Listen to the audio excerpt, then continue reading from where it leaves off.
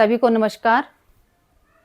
जब भी देश की सुरक्षा और राष्ट्रीय स्वाभिमान की बात आती है तो भारतीय जनता पार्टी हमेशा देश के साथ खड़ी होती है। भारतीय जनता पार्टी का यही एक मूल मंत्र है, राष्ट्र सर्वोपरि।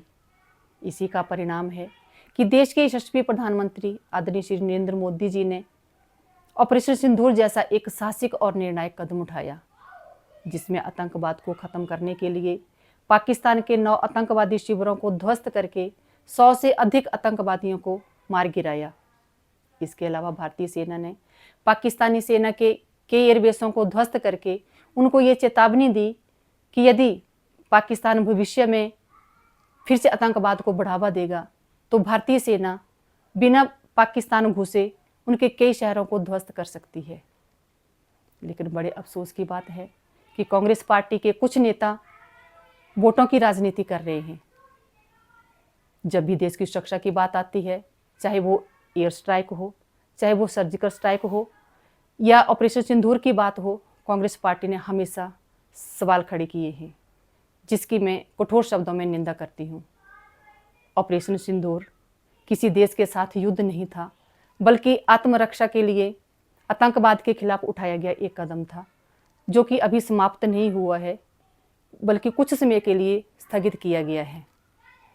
इसके अलावा भारत ने एक और निर्णय लिया है कि अगर पाकिस्तान भविष्य में फिर से आतंकवाद को बढ़ावा देगा तो उसे भारत के खिलाफ एक युद्ध माना जाएगा और उचित कार्यवाही अमल में लाई जाएगी। मेरा कांग्रेस पार्टी के सभी नेताओं को यही नसीहत है कि राष्ट्रहित में एकजुट होकर सरकार का सहयोग करें और राष्ट्रहित को सर्वोपरि माने। मुझे गर्व है देश के यशस्वी प्रधानमंत्री श्री नरेंद्र मोदी जी पर कि जिन्होंने उचित समय पर उचित निर्णय लिया, और मुझे गर्व है भारतीय सेना के शौर्य पर, जिन्होंने इस निर्णय को उचित अंजाम दिया। धन्यवाद। जय हिंद, जय भारत। सभी को नमस्कार। जब भी देश की सुरक्षा और राष्ट्रीय स्वाभिमान की बात आती है तो भारतीय जनता पार्टी हमेशा देश के साथ खड़ी होती है। भारतीय जनता पार्टी का यही एक मूल मंत्र है, राष्ट्र सर्वोपरि।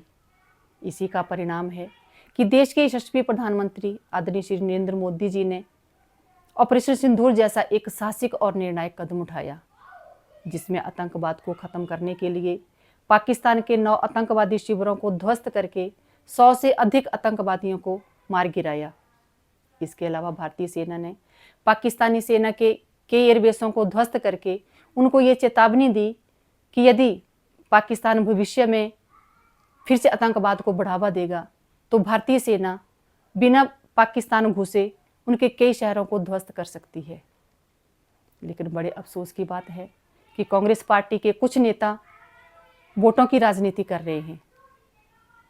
जब भी देश की सुरक्षा की बात आती है, चाहे वो एयर स्ट्राइक हो, चाहे वो सर्जिकल स्ट्राइक हो या ऑपरेशन सिंदूर की बात हो, कांग्रेस पार्टी ने हमेशा सवाल खड़े किए हैं, जिसकी मैं कठोर शब्दों में निंदा करती हूँ।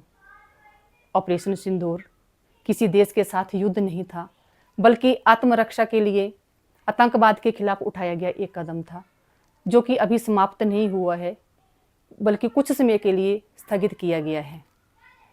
इसके अलावा भारत ने एक और निर्णय लिया है कि अगर पाकिस्तान भविष्य में फिर से आतंकवाद को बढ़ावा देगा तो उसे भारत के खिलाफ एक युद्ध माना जाएगा और उचित कार्यवाही अमल में लाई जाएगी।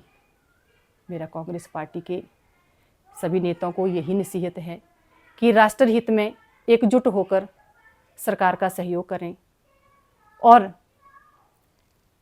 राष्ट्रहित को सर्वोपरि माने।